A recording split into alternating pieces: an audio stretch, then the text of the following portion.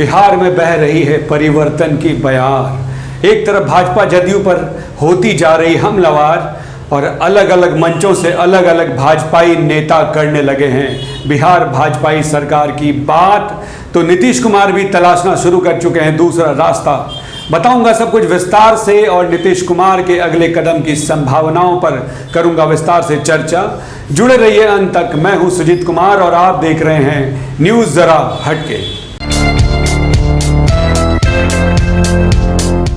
अब ऐसा लगने लगा है कि भाजपा के लिए कम सीटों वाली पार्टी जदयू के साथ गठबंधन में रहना मुश्किल हो रहा है, क्योंकि भाजपा के नेता, मंत्री, विधायक मौका मिलते ही डबल इंजन सरकार को सिंगल इंजन में तब्दील करने की कई बार सिफारिश कर चुके हैं। गाहे बगाहे इनके बयान मीडिया में सुर्खियां बनाते रहते हैं और मैं हमेशा से कहता हूं कि जहां अंदर आग लगी रहती है वहीं ऊपर से धुआं उठता है, और यही हाल है अंदर ही अंदर भाजपा का।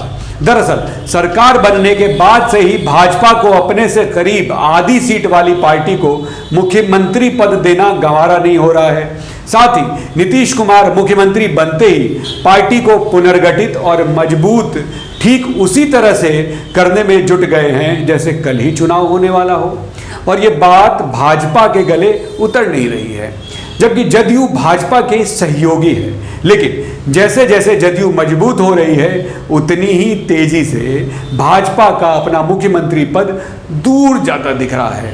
गत विधानसभा चुनाव में भाजपा की रणनीति ही यही रही थी कि जदयू कमजोर हो और भाजपा पूरी तरह से मजबूत और बड़ी पार्टी बनकर उभरे, जिससे आगे चलकर भाजपा का मुख्यमंत्री का दावा असरदार हो। भाजपा अपनी इस चाल में बहुत हद तक सफल भी हुई। यही कारण है कि भाजपाइयों की सिंगल सरकार की बात बीच बीच में बाहर भी आती रहती है। इन सब के बीच मुख्यमंत्री नीतीश कुमार भी छोटे खिलाड़ी नहीं हैं। वो भी पिछले 15 साल से सीएम पद पर आसीन हैं और भाजपा के हर शाम दाम दंड भेद को अच्छी तरह से समझ रहे हैं और इसकी तैयारी भी कर रहे हैं। वैसे नीतीश कुमार भी पहले की तरह इस बार सरकार चलाने में सहज नहीं दिख रहे हैं। अपने विधायकों की भी परवाह नहीं करने वाले नीतीश कुमार आजकल पूर्व विधायकों के भी पार्टी छोड़ने की खबर पर मान मनोबल शुरू कर देते हैं। साथ ही नीतीश कुमार और तेजस्वी यादव के बीच बयानों की जो खटास में भी बहुत कमी आई है। जहां तेजस्वी यादव नीतीश कुमार पर सीधा हमलावर हुआ करते थे, वो अब व्यक्तिगत से फोकस शिफ्ट कर सरकार पर आ गया है।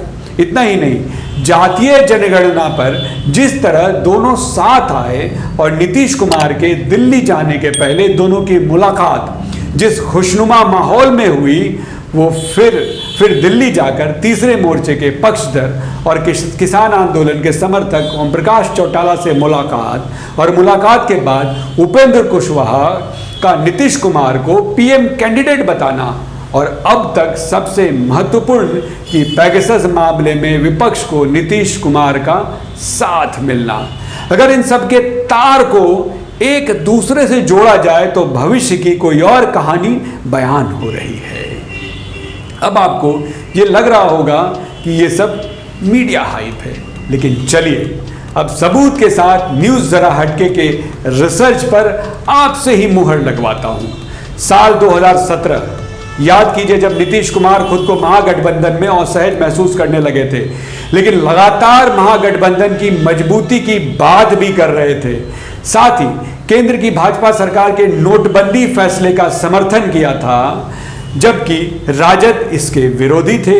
इसके बाद जीएसटी पर भी नीतीश कुमार का रुख वही था, लेकिन राजद अपना विरोधी रुख अख्तियार किए हुए था, जबकि ये दोनों गठबंधन में थे। फिर अचानक नीतीश कुमार का रातों रात इस्तीफा और पुराने सहयोगी को छोड़कर नए सहयोगी का साथ पा लिया। अब चलिए आज के वक्त की तुलना 2017 से करते हैं।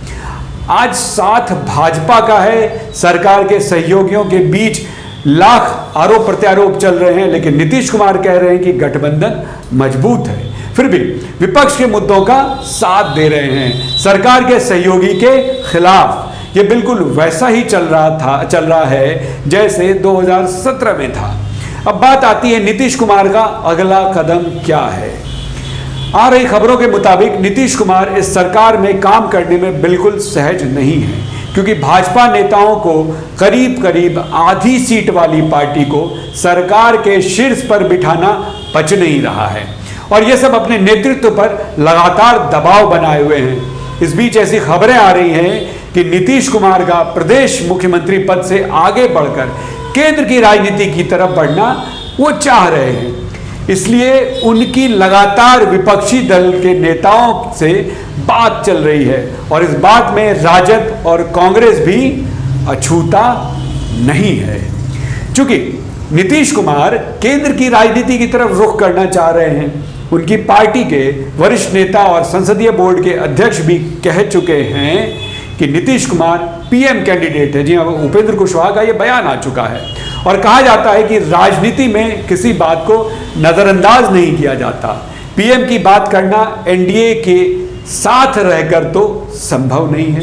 इसलिए एक संभावना यह भी जताई जा रही है कि राजद के साथ 50-50 प्लान पर बात बन जाए, जिसमें अगले 2 साल नीतीश कुमार बिहार के सीएम रहें, उसके बाद वो दिल्ली का रुख करते हुए बचे हुए साल के लिए तेजस्वी को सत्ता सौंप दें। अब सवाल ये उठता है कि क्या तेजस्वी मानेंगे या उन्हें नीतीश कुमार पर विश्वास होगा? ये बहुत बड़ा सवाल है। लेकिन स्थिति ऐसी है कि तेजस्वी यादव को मानने की मजबूरी हो गई है। दरअसल राजद अब करीब 20वें साल में है जब वो सत्ता से दूर है। अगर बीच के कुछ साल छोड़ दें तो तेजस्वी का बार बार कहना कि सरकार अब गिरने वाली है, ये सरकार गिराने से ज्यादा राजद के व्याकुल विधायक को टूट से रोकने के लिए बोला जा रहा है, क्योंकि तेजस्वी के ऊपर भी दबाव बढ़ता जा रहा है और पार्टी को टूट से बचाने के लिए सरकार में शामिल होना उनके लिए अनिवार्य सा हो गया है। ये तो थी पहली तस्वीर, जिसमें जदयू, राजद, कांग्रेस के गठबंधन की सरकार के तरफ अग्रसर दिख रही है। अब नीतीश कुमार के दिल्ली दौरे पर जाने के बाद एक और तस्वीर सामने आ रही है। मिल रही जानकारी के मुताबिक कांग्रेस नेताओं के साथ नीतीश कुमार की गुपचुप मीटिंग दिल्ली में हुई, जिसमें भाजपा को केंद्र से हटाने के गुपचुप प्लान पर चर्चा की गई थी। चूंकि अकेले कांग्रेस का भाजपा के साथ मुकाबला बिल्कुल ही संभव नहीं दिख रहा है, इसलिए उसे भी एक मजबूत साथ की जरूरत है, और नीतीश कुमार की छवि विकास पुरुष की है।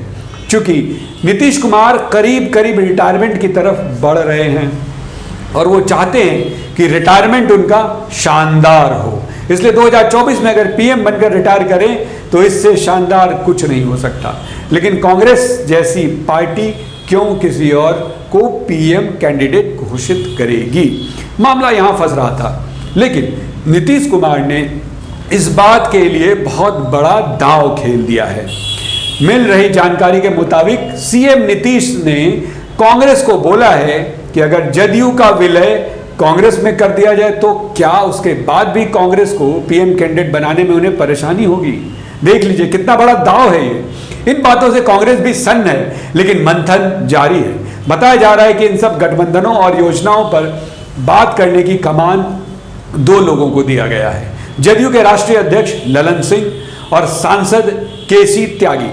बताया यह भी जा रहा है कि अगर जदयू को सिर्फ बिहार के वोटर्स को साधना होता तो उपेंद्र कुशवाहा को ही अध्यक्ष बना दे, क्योंकि उससे अच्छा ऑप्शन उनके लिए बिहार के लिए कुछ नहीं था, क्योंकि जातीय समीकरण का जवाब इससे बेहतर कुछ नहीं हो सकता। लेकिन नीतीश कुमार अगली पंक्ति के लिए सोच रहे हैं, इसलिए अध्यक्ष पर चयन ललन सिंह का हुआ। वैसे ललन सिंह कांग्रेस में रह चुके हैं, वहां उनकी पैठ बहुत अच्छी है। तत्कालीन कांग्रेस प्रदेश अध्यक्ष को जदयू में लाने में उनकी बहुत बड़ी भूमिका रही, याद होगा अशोक चौधरी जी को उन्होंने जदयू में लाया था। उसके बाद कांग्रेस से कई विधान परिषद को भी तोड़कर जदयू में लाए थे। तोड़ जोड़ की राजनीति के माहिर खिलाड़ी माने जाते हैं ललन सिंह, जिनकी लोजपा तोड़ने में भी अहम भूमिका थी। अब बात करते हैं तीसरी संभावना के बारे में, जो एक तीसरे विकल्प के रूप में कार्यान्वित होती दिख रही है। वैसे ये बाकी दोनों विकल्प से बहुत ज्यादा इतर तो नहीं है, लेकिन इन दोनों विकल्पों को मजबूती जरूर प्रदान कर रहा है और नीतीश कुमार के बदले रूप और केंद्र की तरफ उनके बढ़ते कदम को पूरी तरह प्रमाणित जरूर करता है। एक तरफ ओम प्रकाश चौटाला ने संकेत दे दिया है कि भाजपा विरोधी मोर्चा की तैयारी मजबूती से चल रही है और विकल्प भी तलाश कर लिया गया है। वहीं दूसरी ओर लालू प्रसाद जमानत पर आजकल बाहर हैं और दिल्ली प्रवास के दौरान स्वास्थ्य लाभ ले रहे हैं, लेकिन लालू प्रसाद का बाहर होना ही बिहार भाजपा में हलचल मचा रखा है। अभी कुछ दिनों से वो लगातार अपने आंदोलन के पुराने साथियों से मिल रहे हैं। हाल ही में वो मुलायम सिंह यादव से मुलाकात की, जहां अखिलेश यादव भी मौजूद रहे। फिर पुराने साथी शरद यादव से मिले, जहां उन्होंने कहा था कि पुराने साथी सब साथ हैं। और सबसे बड़ी बात, जब नीतीश कुमार पर इनसे सवाल किया गया तो इनका कहना था कि इस सवाल पर वो ज़्यादा मुखरता से जवाब नहीं दे पाए और लालू प्रसाद ने उन्हें भी पुराना साथी बोलते हुए सवाल को ही टाल दिया। इन सब की भनक भाजपा को भी है। इसका असर बिहार में भाजपा के हाथ से सत्ता जाने तक भी हो सकता है और जिसकी बौखलाहट बिहार के मोदी यानी राज्यसभा सांसद सुशील मोदी के इस बयान से झलकता है, जिसमें वो सीबीआई से अनुरोध कर रहे हैं कि लालू प्रसाद को दोबारा गिरफ्तार किया जाए, क्योंकि स्वास्थ्य लाभ के लिए मिले जमानत में वो राजनीति कर रहे हैं। बिहार भाजपा की ये बौखलाहट प्रमाणित करती है कि पर्दे के पीछे बहुत कुछ चल रहा है। एक और तेजस्वी का नीतीश के प्रति नरम रुख, दूसरा नीतीश कुमार का भाजपा के धुर विरोधी ओम प्रकाश चौटाला से मिलना, तीसरा कांग्रेस के साथ गुपचुप मीटिंग, चौथा लालू प्रसाद का एक्टिव होकर पुराने साथियों को एक करना और नीतीश कुमार को भी पुराना साथी बताना। इन सब तारों को अगर आपस में जोड़ें तो आप जल्दी ही एक बहुत बड़े राजनीतिक विस्फोट की तरफ इशारा कर रहा है। खैर, ये तो कयास हैं और अफवाहों का बाजार बिल्कुल गर्म है, लेकिन मैं बार बार कहता हूं कि धुआं वहीं उठता है जहां अंदर आग लगी हो।